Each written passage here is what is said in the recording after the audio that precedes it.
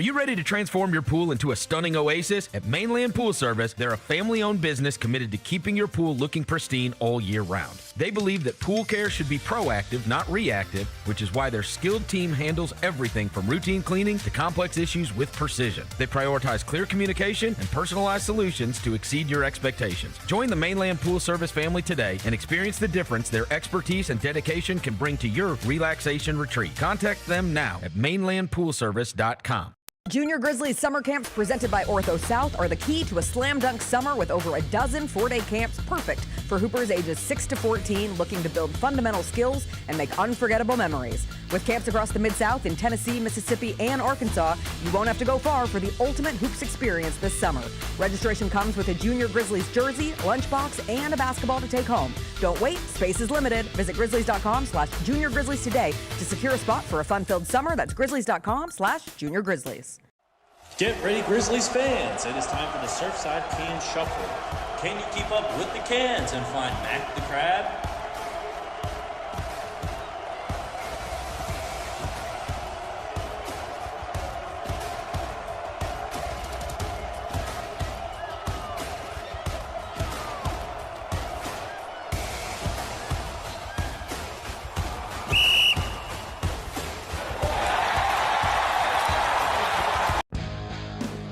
Grizzlies fans know it's the team that gives you the edge.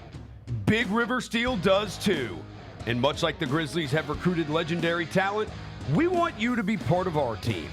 Are you ready to be part of something legendary? Then visit www.bigriversteel.com. That's www.bigriversteel.com.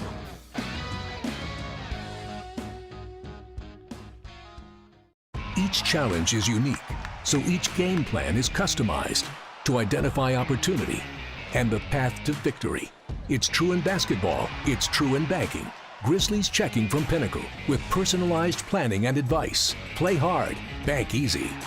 Open a Grizzlies checking account with at least $100 and a recurring direct deposit by May 30th, and you could receive a $200 direct deposit bonus into your account. Details at grizzliesbanking.com. Member FDIC.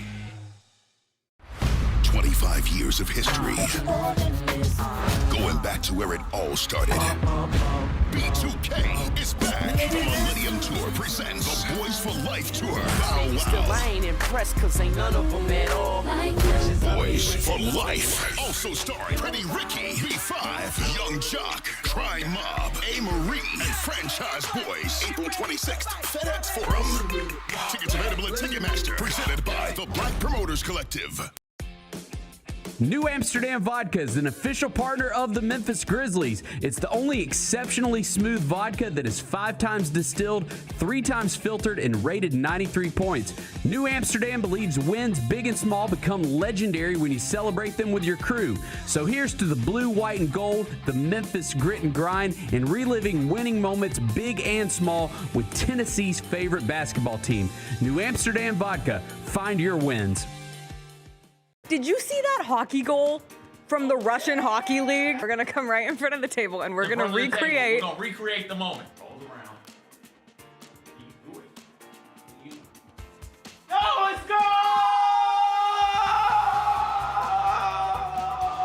Tune in to the Jessica Benson Show with CJ Hurt live every weekday at 8 a.m. on YouTube at Grind City Media and the official Grind City Media app.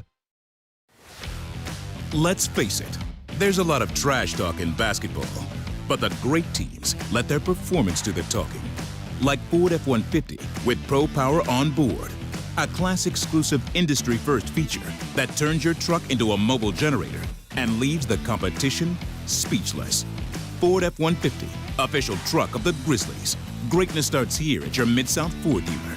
Class is full-size pickups under 8,500 pounds, GBWR. Sonic Radio. Welcome back to Sonic RNDIO. That spells radio with me, the CIO. This just in, the new Sonic $1.99 menu lets you build a crave-worthy meal for just $1.99 an item, whether that's a creamy shake, crispy tots, or a quarter-pound double cheeseburger. This just out. Ostriches. They're mean, not very cute, and in my opinion, way too big for a bird. Don't miss the Sonic Fun 99 menu. 5 items, always $1.99. Live free, eat Sonic. Tax not included. See menu for details.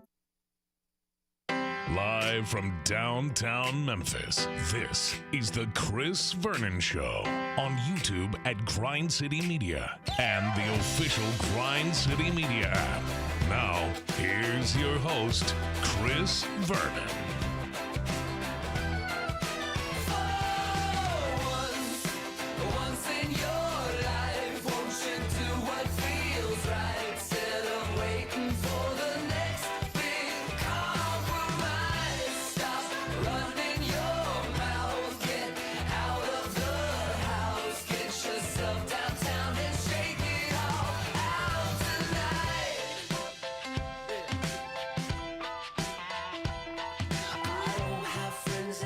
Here we go. It's noon on GrindCityMedia.com. It's Chris Vernon Show.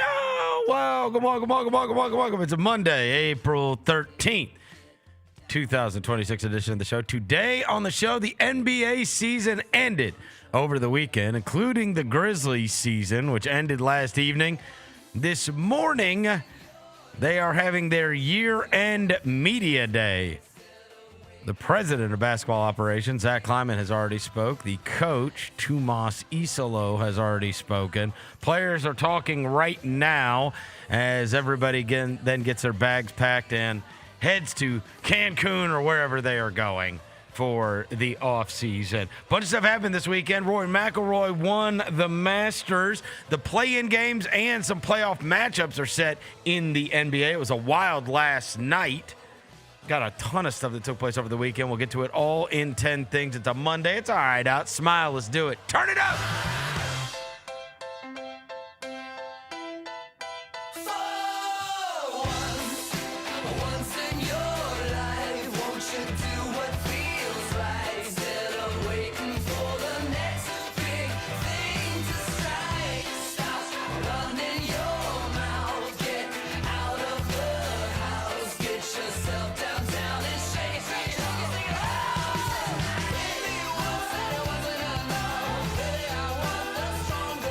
Yeah. I hope everybody's having a good day. All right, bunch of stuff to get to. It was quite the busy weekend, and as I mentioned, the NBA season wrapped up.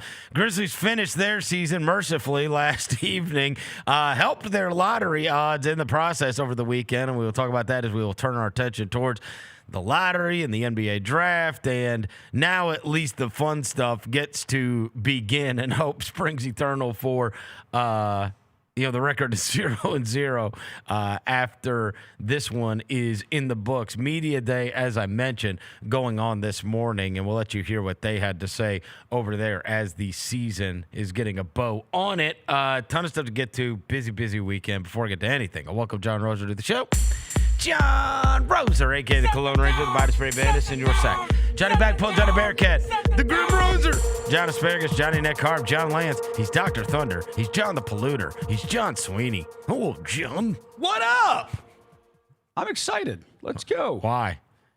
Because the season's over? I mean, look, I feel like we were everybody's a little testy, a little down. It kind of felt, vibes were different here to start the show than they normally are. Devin wasn't blasting his music. He wasn't here.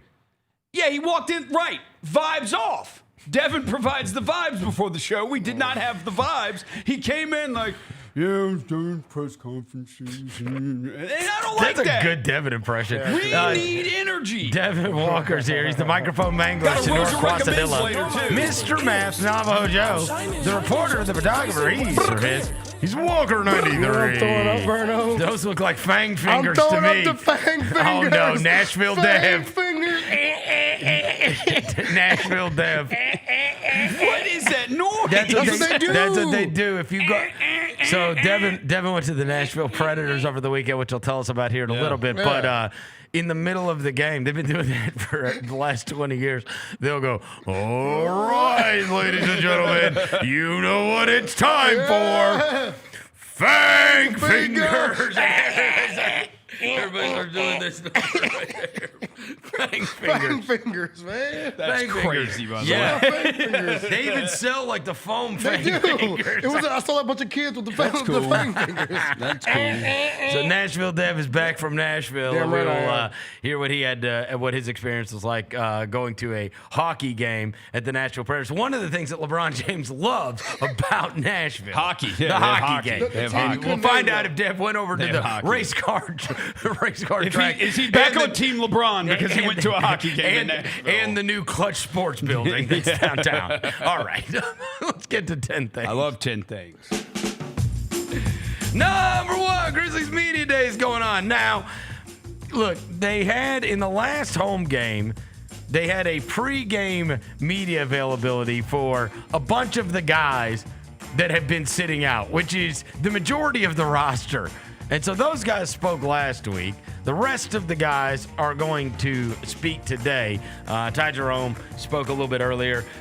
Taj Gibson, and then I suppose all the rest of them, which, I mean, the most pertinent question, I would think, today, for considering like most of the the long-term guys like the Scottie Pippens and the Zach Edey's and these guys that were Santi Aldama, those guys that were all out this year with injury, those guys all spoke last week. So this is the rest of the team. So I'm not down there to ask the questions, but if you ever want to find out some experts on Memphis hotels, just go down there and start asking them, because half our team has lived They in a all hotel. live next to each other. Right. Room 683, 84, 85, baby. They all live- They've been there for 2 10-day contracts. You didn't get an apartment. Yeah. So if you want to get the skinny on what the Memphis hotels are like, go ask them. They had to live there. I saw Lucas Williamson standing on the curb waiting for an Uber after a game he played in. He's just waiting on an Uber? He Damn. played in the NBA game. He was on the corner. Damn. Waiting for an Uber. All right, That's so- Summer League stuff right there. Exactly. Grizzlies Media Day was this morning, and so like I told you, if Cedric or Gigi say anything of interest, we'll try to grab that for later. But the big one was, obviously Isolo's put in a tough spot to answer questions today, given what just happened with the season. It's a 25-win season. I mean, what are you going to talk about, right? The more interesting thing is obviously not only about the season, but also thinking about things going forward, and that was going to dictate the type of questions that the general manager of the Memphis Grizzlies was going to get, Zach Kleiman. And so let me hear it, Roser. I have not heard all of these, so some of these will actually be, I caught the very end of, I guess the last probably 2/3 of it, so I missed the beginning of it. So some of these reactions will be my first time hearing them. Let me hear it.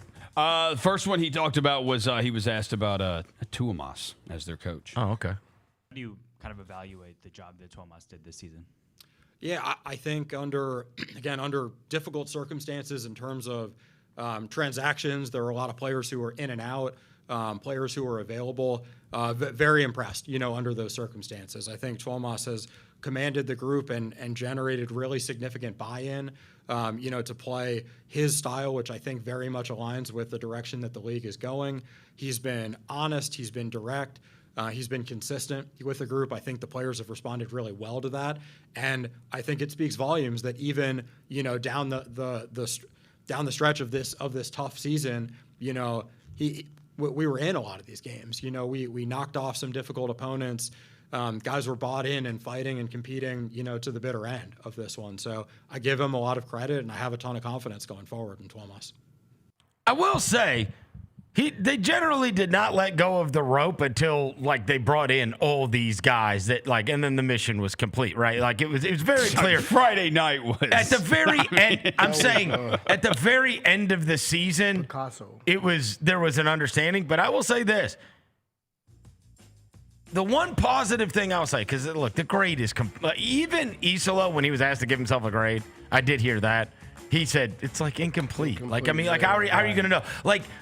I do think that watching them play, that they did have to sit anybody good in order to not compete or win. Yeah. You know what I mean? Like so that does speak to the way they play on offense and defense. Like it was like you would get put in timeout if you were any good. Like we talked about it. Tariq Whitehead dropped 16 and they strapped him to the bench. No, you don't get the For the rest of the game. That's not the. That's You're not doing too much, dog. And the other thing is, look, like the one thing you will say, and again, this stuff always changes. At one point, Taylor Jenkins was pulling the same rope as Zach Kleiman as well. But like, they're obviously on the same page in terms of what they were trying to do organizationally, right? And that does get. I have been in those situations where that gets really tough. It gets very tough on everybody, and it doesn't seem like there was any bitterness about, once it went this way, and once it was going to be this way, and once you knew that, like, hey, this is going to be a lottery year, and now the goals have changed because, unfortunately, and as I've said, it's my solemn prayer this all changes, you are incentivized to lose games. Like, those go on his record, right? So, I mean, for there not to be the anger, bitterness, and beat down, like I never thought that he got super angry about the whole plight of things. And so, at least for now, it's a tough thing to go through for everybody, right? It's a tough thing to go through, and it doesn't seem like any of them started hating each other. So, and I have been in those situations where everybody starts, right? Because in the end, the coach that takes all those losses knows they're not the one that gets to see it through. Right. Generally, they don't. That's changed a little bit now. You've got a lot of these situations, right? The Will Hardy situation, obviously the Dagnall situation, even the guy last year that had to take all those losses in San Antonio. Yeah, Mitch Johnson. Right? Yeah. Johnson, He's getting to see it, yeah. I'm saying, like, it has changed where the guy that takes all the losses is actually able to see it through. But for a lot of years, the guys that had to take the losses and the guys that had to tank out a season, it's like, yeah, they never get to coach again. Right. Like, really, they oversaw this rat team. They took all those losses, and they didn't get to see it through. They didn't get to reap the benefits of it. But so that's all I'll say on that. Again, I think we're all incomplete. Like, give him a roster. Like, nobody could have won with the roster. Right. Nobody could have won with the roster this year. So, yeah, and the Mona Lisa was Friday. Right. That was insane. I mean, that was outrageous. We'll get to that. All right, what else did Kleiman have to say? He was asked about Zach Edey's injury concerns going forward. Ooh. Morning, Zach. I know the statement on Zach Edey after the second surgery said a full recovery is expected. That said, he is a 7'3", 300-pound big man who's now had 2 surgeries on the same lower extremity in the last 12 months. What level of concern is there on that moving forward, and how much of a pillar can you count on him to be in the future? That's a good question. The prognosis is positive. Sure, yes, there were. It's not the season that Zach would have wanted, that Big Fella would have wanted. I thought he certainly made the most of the opportunity, and I think it was 11 games that he played this year. Very impactful, certainly on both ends of the floor. And I know we wish he could have been out there, more. I know he's going to do everything he can to attack his rehab to put himself in the best possible spot. And yeah, thankfully we've been in the middle of this with several, consulting experts, and it is a positive prognosis as we turn the page into off-season rehab plan and making sure he's in the best possible spot to dive into next year. But no, everything that we've talked about, everything that's out there holds true as of today. All right. They didn't really comment on the being able to count on him. Yeah. Because that's a big thing, It right? is. Do you plan with him in mind? Right. How many minutes given do what you, has taken place the first 2 seasons of his career? What level of minutes do you What would envision you him guys do? playing?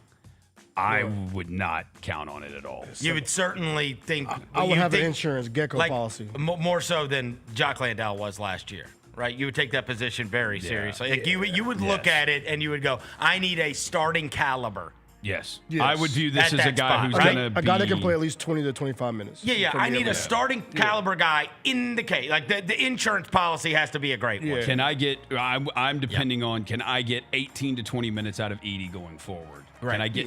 If he's going to play, if you want him to be able to play 60 games for you, I think probably 18 to 20 minutes. He proved he could be dominant in That's 3 spurts. surgeries, man, in a year. Like, that's tough. Shout out Matt Infield for that question. That was? Yeah, it was Matt Infield. yeah, you can yeah. always tell Matt's voice. That was good. Shout out Matt Infield. That was good. All right, next one.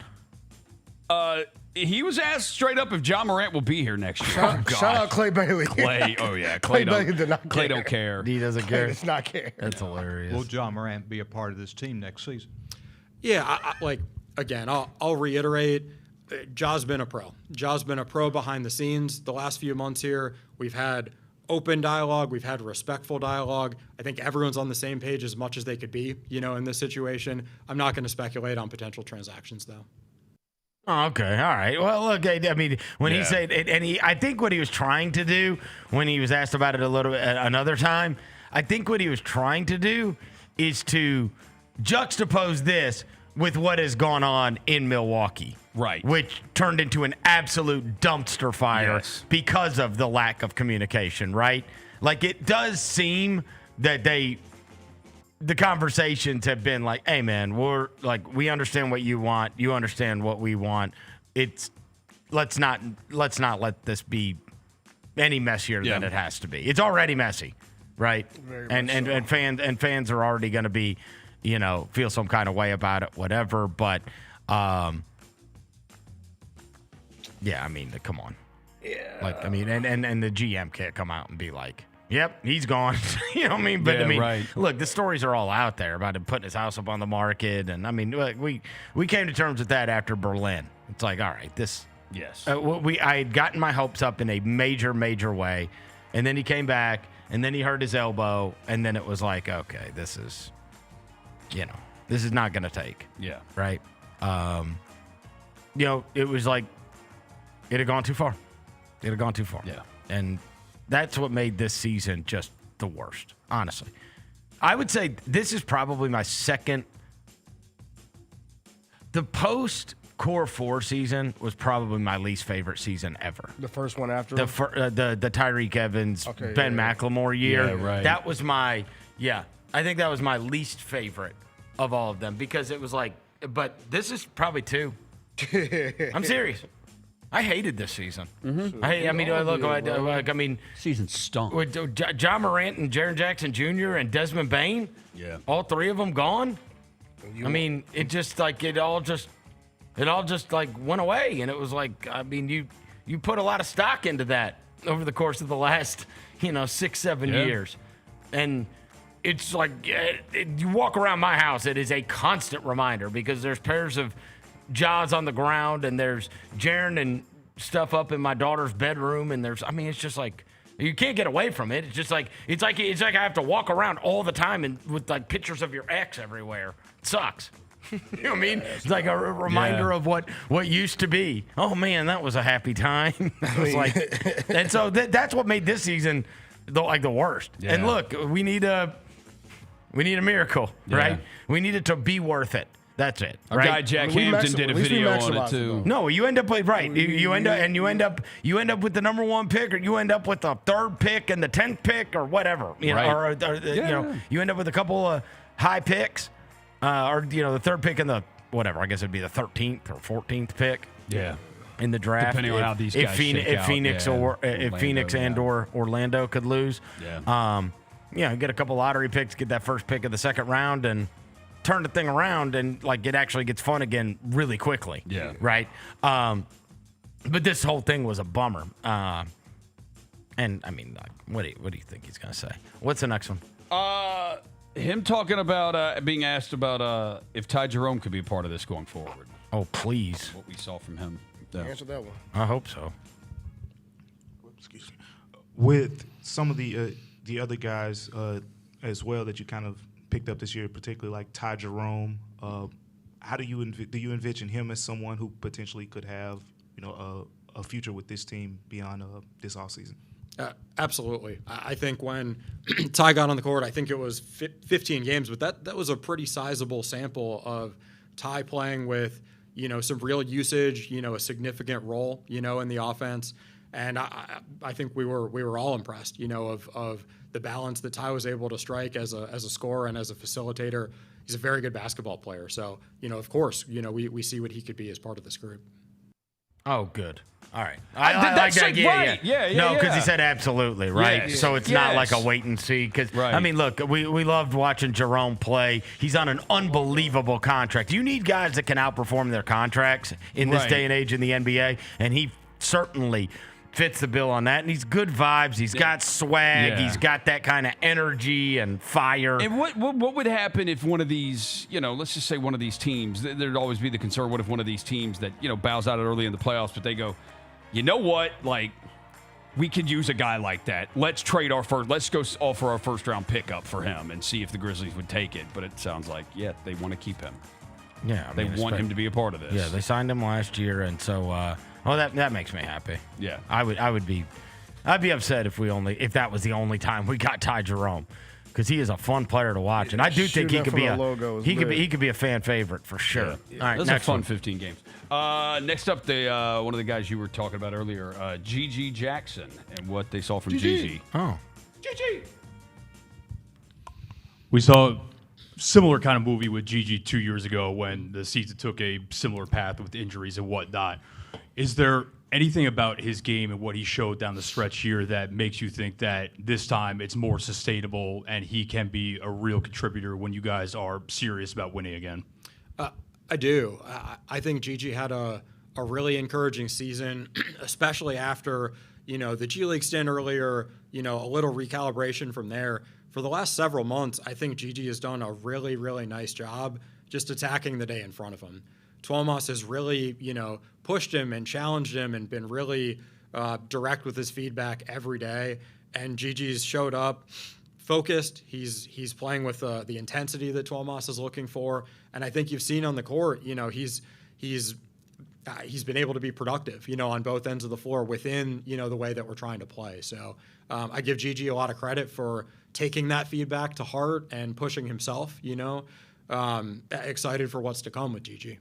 All right, good. I'm a big GG fan, and I hope they play this out with him, because I think he's 21. His ceiling is so much higher than most. He got something in him, bro. His ceiling is so much higher than most guys, right? I don't want that ceiling realized elsewhere. You can't teach 6'11", downhill, athletic ability, jumper, handle, wiggle. You can't teach all that, bro. Again, Tuomas got him That's right. He got him playing right. The 2 dribbles. Yeah. You can't teach. You can't teach that, bro. His ceiling is so much greater than most, right? Yeah. And like I said, I mean that's the best way I can say it. I don't want his ceiling reached elsewhere. No. I want his ceiling reached here. All right. Anything else good? Yeah. He was asked about why fans should be encouraged. Oh. Okay. Zach, why should the fan base be, I guess, encouraged that you can build a winner here quickly as you kind of go into this new build? Yeah, I mean, I think difficult in the moment, right? I get it when you're watching a game and half the group's available and this and that. But I think if you zoom all the way out and you see the group of young players that we already have, coupled with having as many first-round assets as nearly anyone in the league, as we're diving into an offseason where we have 3, 2 firsts and a pick early in the second round as well, it's going to speak for itself soon. Okay, all right. He got to face it. He's got to put his chest out on that one. He did. We'll see what kind of team he built. Yeah, said it's going to speak. And he said the last time the he point spoke, about bringing up all those assets is that you could trade for stuff with those. Yes. You know what I mean? Like if we've got all, like, they have a lot of money available. They have a huge trade exception available. They have basically 3 first rounders, this year, 2 high ones. And then, I mean, you have all the assets available to be able to build a team. Like, and not have it just be like a bunch of young guys, right? Like, you want to go make a trade, you've got the assets to go make a trade. Yes. And so it sounds like, I mean, look, the reason that this can't be like a long time and they need to be good by next year, this is my opinion. It's because you just had that's 3 bad years in a row, dude. Yeah. Mm-hmm. Last year, no matter what last year was a bad year. Yes. It was a bad year. Like when you were 2 for the majority of the season, vomited all over yourself for 2 months, got worse at the trade deadline, and then crawled into the playoffs only to get beat by 1,000, and your best player got hurt again. Yep. Like that was not a fun year last year. And then The year before that was another one of these punt years. So it's like 3 in a row. Yeah, like, no, you got to build a real roster. And I got it. There's all kinds of extenuating circumstances. Your best player, didn't play. Right. Right. Like, I mean, that is what it is. Right. And then we understand there's explanations for all of these. In the end,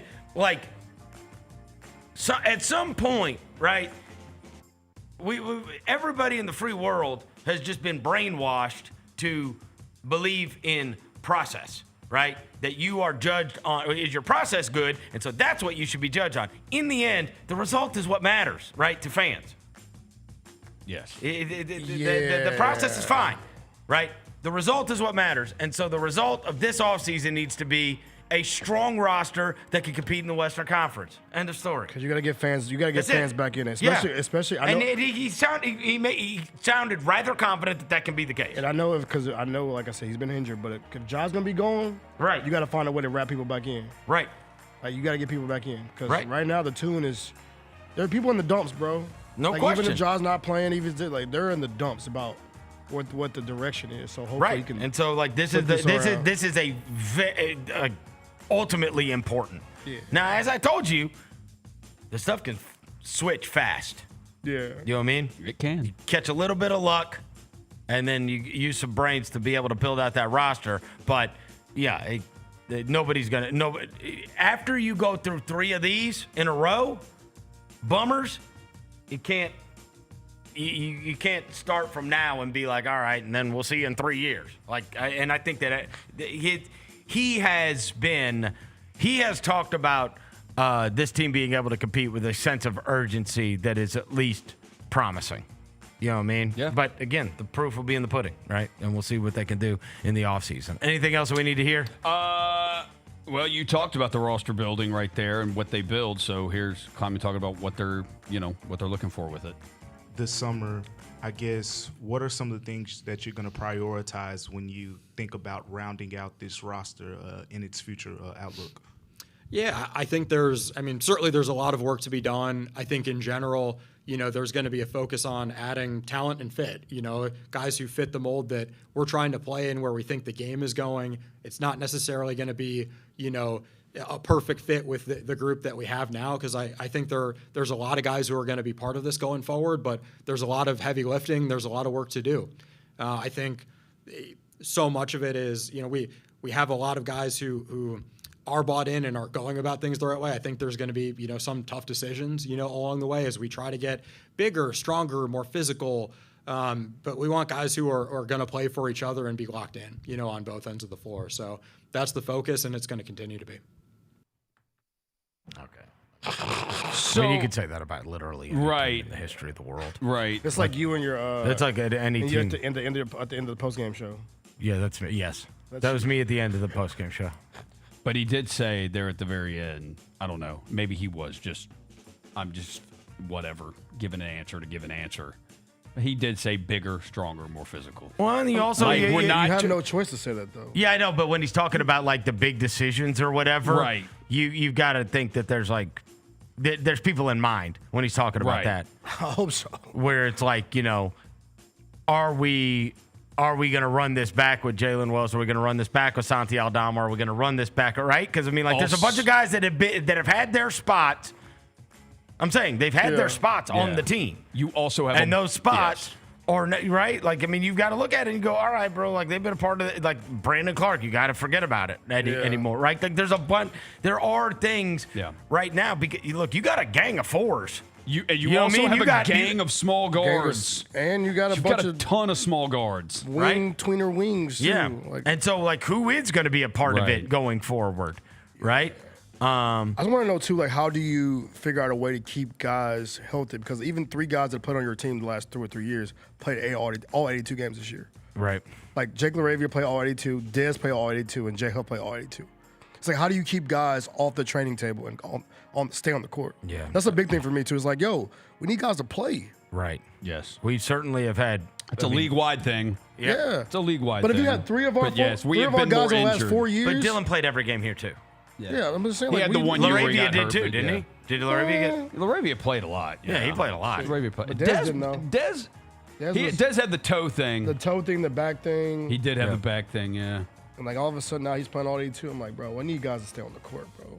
Y'all play basketball. There's no question. Play basketball. He played 47 for the Grizzlies in 2024. Who did? Jake. Laravia. 24, then 35 the year before. Jeez. So yeah, that's what I'm saying. We need dudes to hoop. Yeah. He was asked, I think Drew Hill asked him. I think it was Drew Hill. The question's not in there, though. But he was asked about building a winner in Memphis and the whole city team lease thing. I have enough of a lens into this to see that the people who are working with the city and trying to put everything, the focus is on improving downtown, putting everything in a position where we're in the best possible spot in Memphis going forward.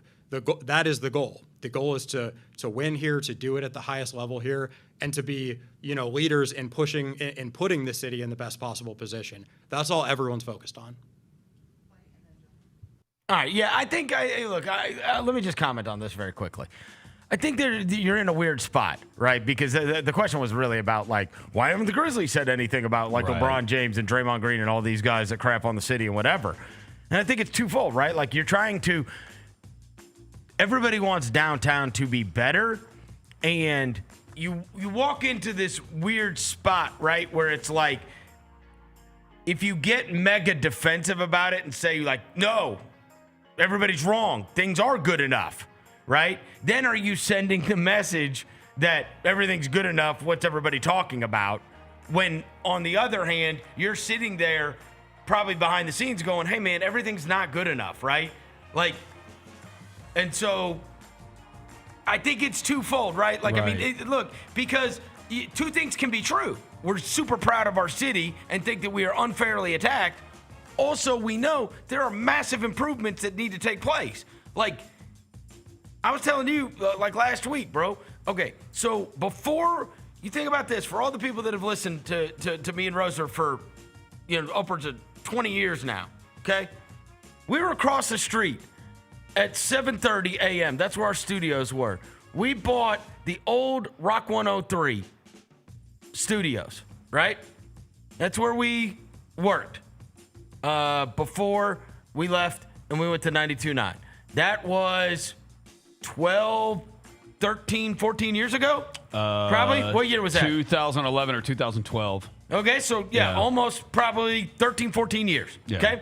13, 14 years ago, we moved from there to 92.9, and then I was there for 4 years, at least, and then moved over here to when they built us this studio, okay? My sign for the radio station is out front, still hanging over Beale Street, and Roser still has we could walk into my old studio right now, and my stuff would still be in there. It is 14 years. 14 years ago. My studio's right there. Like, so I understand both, right? Like, it's like, bro, we defend our city and what we love about our city. On the other hand, there's no question things have to improve, right?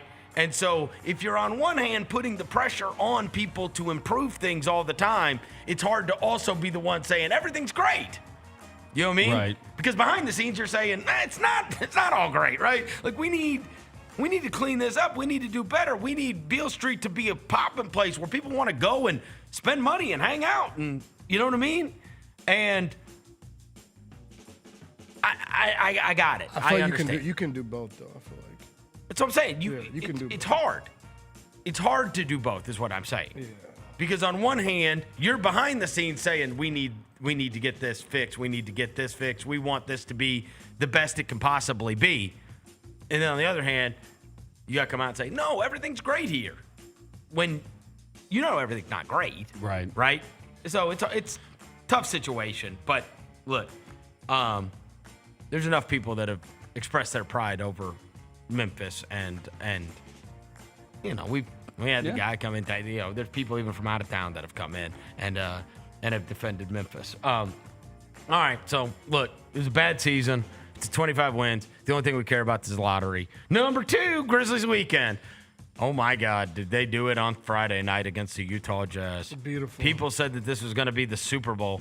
The Mariah Mills Bowl. And it was, brother. Jemai Mashak had a triple-double and was like minus 1,000 in the game. The Utah Jazz attempted to send a message after the Jerry Jackson Jr. trade that they were the ones that were best at losing. And so then the Grizzlies, the crazy thing was, Shout out Kennedy I Chandler. wondered how this was going to play out, given that Brian Windhorst went on ESPN and made a huge deal out of it, right? Like that if they lose, they're going to lose 10 percentage points in draft equity. And if the Grizzlies lose or win, if they win, it's going to change their percentages 10%. If the Grizzlies win, it's going to change their percentages 7%.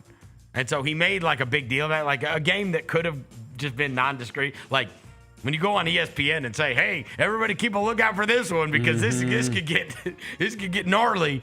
But buddy, did it get gnarly? When they said an hour before the game that Walter Clayton wasn't available, I was like, "Oh, brother." Yeah, no revenge game for you, buddy. Taylor Hendricks, no revenge game for you, bro. Yeah, no revenge games for Clayton or Hendricks. This one's played. Oscar Sheboy. Kennedy Chandler did a good job for us, though. Kennedy Did it Chandler, for the city. real Memphian. Yeah. Real Memphian.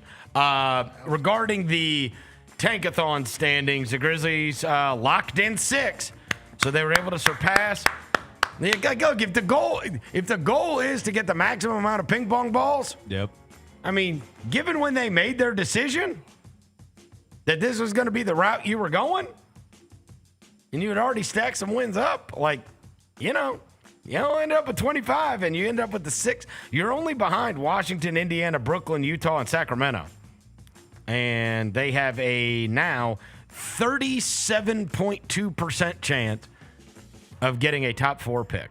One sim, number 2 pick. Yeah? Yep. You see what Tankathon did last night, right? The yeah. Tankathon account, the official Tankathon account. Okay. They did one last simulation for the end of the season. Okay. And guess who ended up number 1? Numero uno. The Grizzlies? The Memphis Grizzlies. All right. So look, bro. You never know. Look, good fortune is coming our way. I know somebody put out a story that said the team that landed in our spot has never moved up. Oh, really? Yeah, they've never moved. Dew theory then. Dew theory. Dew theory. Exactly. That's my Yeah, point. we're due. Also, Mountain Dew, Roser. Yeah. Is Also, it in we- you? Mountain Dew. Also, yeah. we've never Taste had, for the streets. Also, we've never had the number 1 pick. We've never had the number 1 pick. We've never had the number 1 pick. Yeah. In 25 years in Memphis, and then how many ever years they were in Vancouver. Never had the number 1 pick. And Had Gigi the on the number 2. podium saying he got a relationship with Darren Peterson and them already. Who does? Gigi said, I got a relationship with Darren Peterson and AJ DeBesta already. And I even got Keem Wagler's number off IG. Well, That does surprise me. Everybody likes GG. yeah, everybody. He did say that. He said that on his podium today. Everybody likes GG. He's All a right. new Jaren. Look, they got the 6th. They got the 6th best odds. 37.2% chance of getting a top 4 pick in what is a loaded draft. I will hit sim lottery on Tankathon real let's see quick. it. And I got the 3rd pick in the draft. All right, let me see what I got. I'll go. There you go. Sim lottery. I got the 3rd. I stayed. You got 6? I stayed 6. All right, Roser, do it one time. I did. What'd you get? I told you I get the number 2 pick. Do it again. Do it again. All right, you got 2. I got 3. He got Yeah. 6. Yeah. Who they got it taken?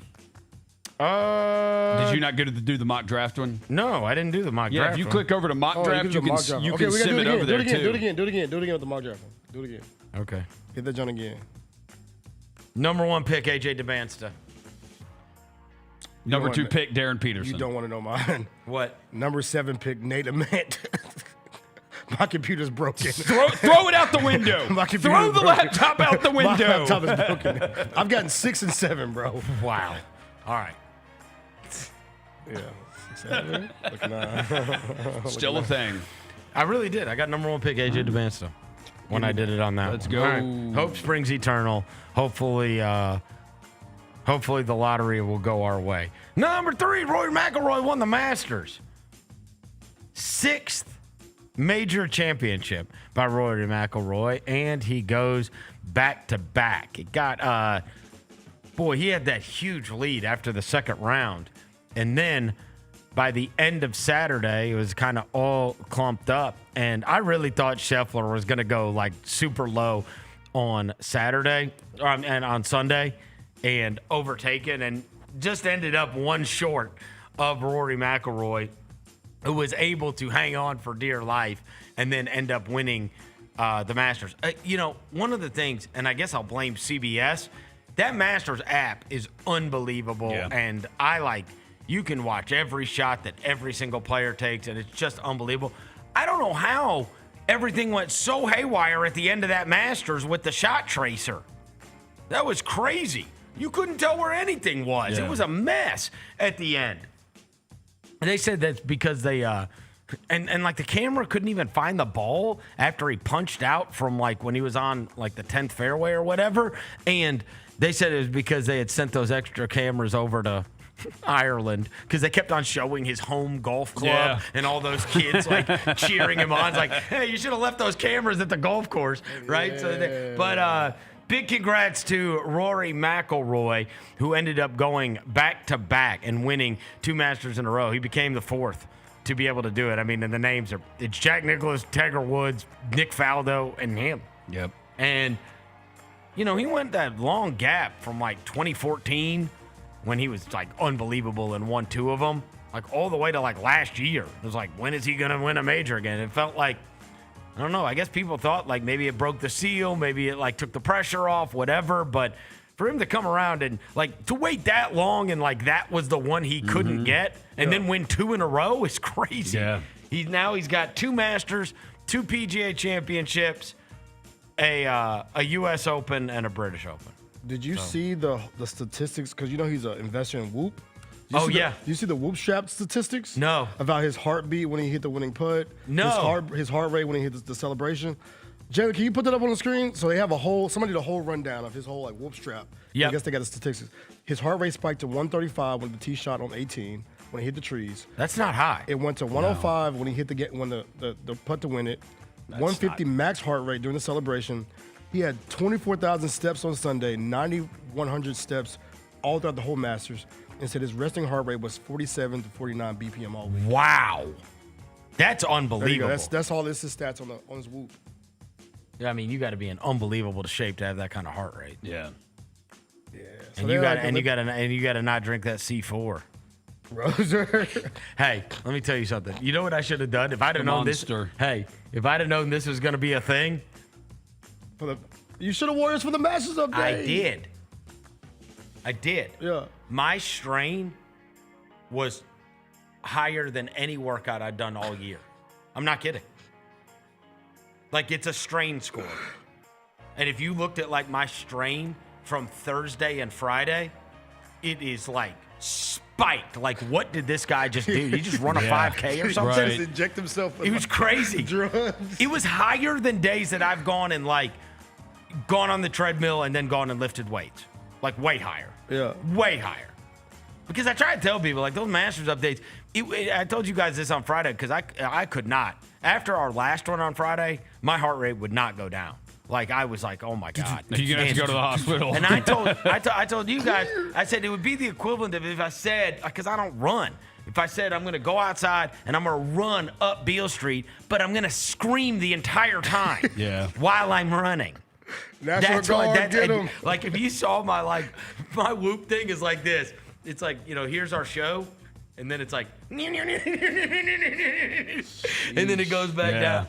I mean, it took a long time for it to go back down. A long time. You should have posted yours. That would have been that would have been funny. My Whoop strap. Next year you gotta. I will. They said his strict routine. It says no caffeine after 2 p.m. Last meal at least 2 hours before bed. Magnesium for sleep quantity. Yep. Blue light blocking glasses in the afternoon. Sauna and Epsom salt bath when available. And cool room temperature for sleep. That's his whole regimen. So I will tell you this. Since I started wearing this thing years ago, there's major things that I have changed. Number one, the drinking thing will, if you drink at night, it will destroy your sleep score.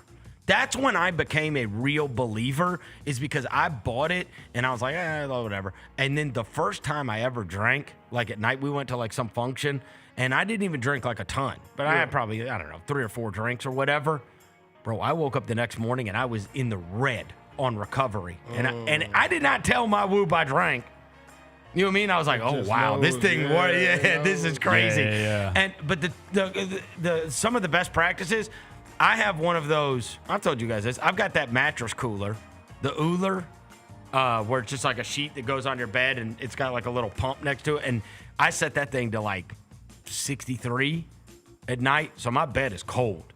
That one works. The eating late thing is massive towards your sleep thing. Yeah. Like if you eat late, it destroys your sleep on that thing. On my like sleep score. So like the eating early thing is something I adopted. I'm terrible about the caffeine one. I'm good about the not drinking one. I love magnesium. And I wonder then if it's magnesium. I take Magnesium, I it's a take big it every thing. night. Is it pills, gummies? Like what is it? I take mine is 4 pills. Okay. It's like 4 pills. It's magnesium 3 and 8. Okay. Yeah. And it had an impact. Okay. It It's absolutely a did. big one, yeah. Towards with deep sleep. He mentioned the sauna. A lot of athletes, that's for like the cortisol. Absolutely. It like balances your cortisol. Okay, I might type in the magnesium. Yeah. I don't know about the magnesium. I know melatonin, but I don't know about the magnesium. Yeah, magnesium. I know great. a little sativa, but I don't know about the magnesium. And the eating thing, they say like the older you get, you should never eat. Like they really tell you like don't eat past 7 o'clock, but that's just insanely difficult to do. But like don't eat past 8 o'clock. So yeah, that's fine. I generally don't eat past 6. 6? I try to eat dinner. Generally, I at 6 don't. every My night, range but is about 7. I usually stop. I because again, that's the wearable thing. Because I want to get these good scores. Yeah. You know what I I'm mean? gonna wake up and see it and be like, okay, I got some good sleep last night. Yeah. I want to feel well rested. Yeah, I feel that. Number 4, the play-in games are set, and we got the final NBA standings. So the play-in games are going to be tomorrow night. We've got Heat at Hornets and Trailblazers at Suns. Those are Clippers for the longest, but it ends up being the Trailblazers at the Suns. 2 good ones. I do think that the majority of NBA fans are going to be rooting for the Hornets to win because they want to see them in the playoffs, certainly more so than the Heat. And Trailblazers Suns, it's just kind of like your preference, right? Are we rooting for the Trailblazers? We would root for the Trailblazers. Okay, yeah, let's root for the Trailblazers. That's the best case scenario. We are do it for Brandon Roy, bro. Right. And the Trailblazers do have some like real size and came on better later in the year. Wednesday night we will have the Magic 76ers and the Warriors and the Clippers. The Magic just vomited all over themselves yesterday against the Celtics in the last game of the season, and just made a mess of it because they put Bane in so we could get the 82 game thing. Yeah. Then sat him because it was like they're playing against Baylor Shireman and all the backups for the Boston Celtics. Hard as hell out there, and boy. then they had to put Bane back in the game with 5 minutes left to go after he had already said his goodbye. I figured he was already back at his house. Yeah. They had to put him back in the game, and they still lost.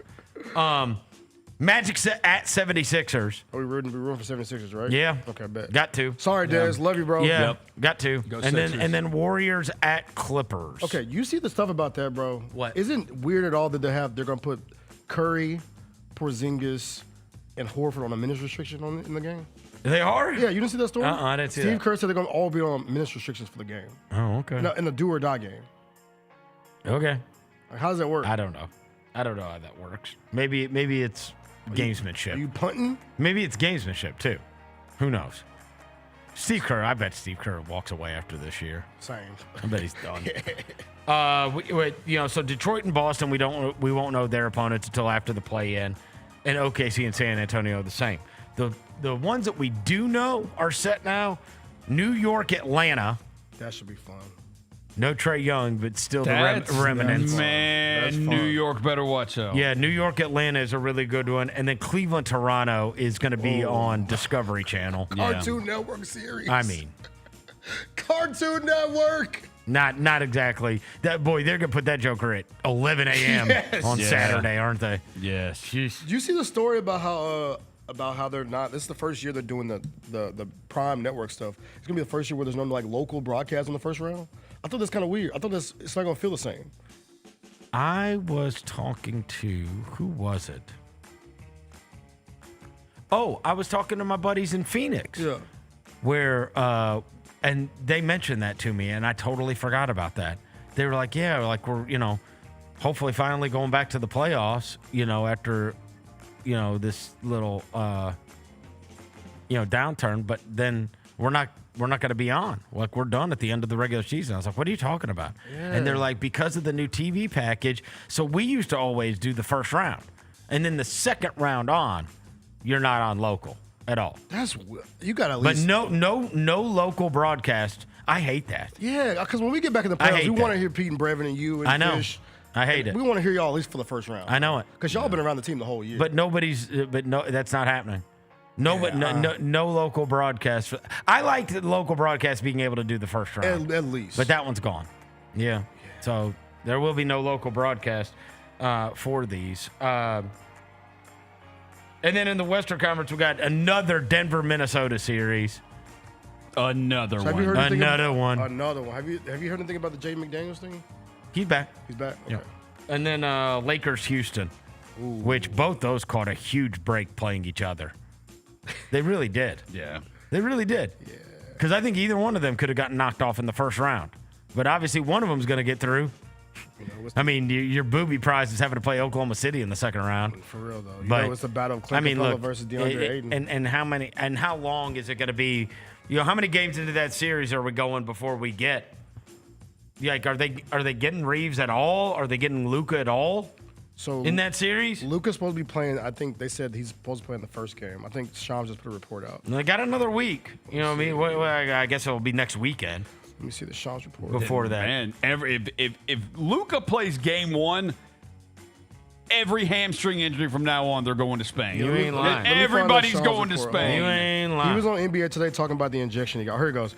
He spent the last week in Spain. From my understanding, the majority of the time in Spain, he underwent multiple injection treatments in that hamstring. My understanding is he'll be back in the States on Tuesday, and they'll reevaluate him. Oh, All right. Well, like I always tell you, though, groins, hamstrings, calves, they always tell me it's going to be sooner.